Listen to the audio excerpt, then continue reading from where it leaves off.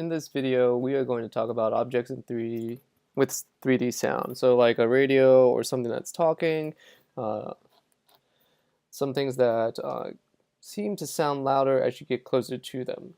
And we've all played 3D games like that. And so we'll just talk briefly about how to implement this. Things that are important is the idea of spatialization, in that sound objects in space seem to get louder as you get closer to them, and you can tweak some of these parameters within Unity so that you have things like Doppler effect and roll off, and how far you need to be to when you start hearing the sound. One other thing that's really important is that when we make a game, by default, a listener, the object that lets you hear the sound, is often attached to your camera. And so if you have more than one camera, Unity doesn't like it if you have more than one listener.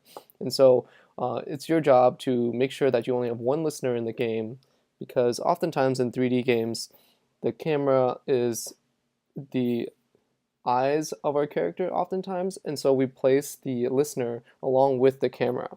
This may not always be the case, but that's their justification for putting the listener along with the camera. And so if you have more than one camera, or you're sort of shifting perspective, just be aware of that.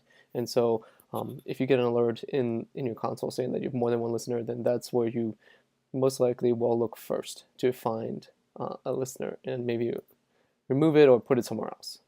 So let's get into that. We're going to be reusing the same scene that we just did in terms of putting in our first-person controller. You can see that in the inspector that we have in this child of the prefab, there's a camera object that's giving us the view here, and along with that is the audio listener. So if you have in your scene another camera, go ahead and delete that, because we want to be using the camera for from our character, first-person character, and using the listener attached to that.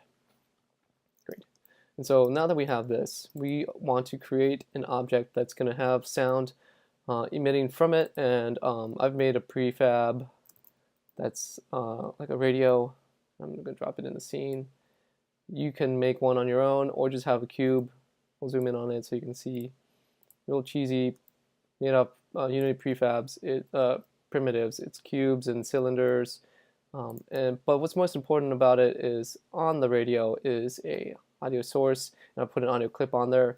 I'm going to just put it in space, and I suggest you just go ahead and pause this video and create your own cube or rectangle, not rectangle, sorry, cube, or something that's going to make some sound.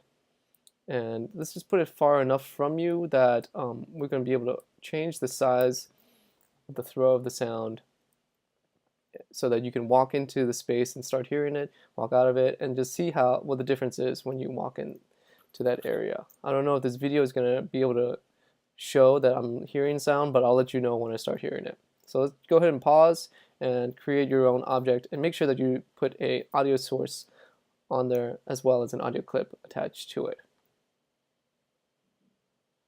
All right, now that you've created your object, make sure that you have one that plays on wake. And some things that we want to be looking at is, of course, the volume. This is the overall volume of it. Other things that are important is that we want to make sure that our spatial blend is set to 3D versus 2D.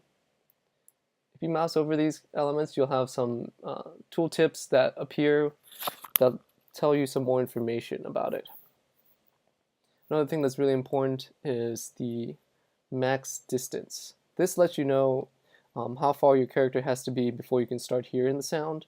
And you can see the gizmo with some circular or spherical lines to it to imply where your character has to be inside it to start hearing sound. So if I click and drag this so that this number changes from 20 to something smaller, you'll notice that these lines here, or these curves, you're going to get closer to the object and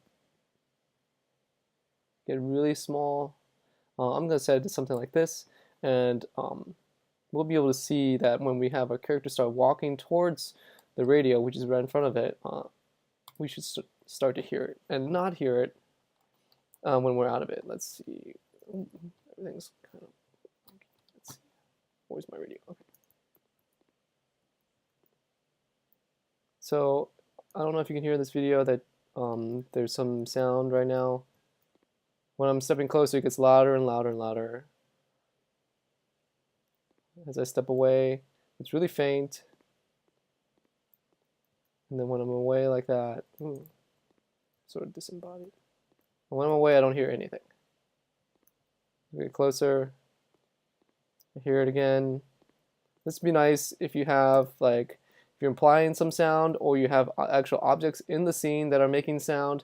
And so this would be useful for those sorts of reasons. So I'm going to stop the video now and hope this helped.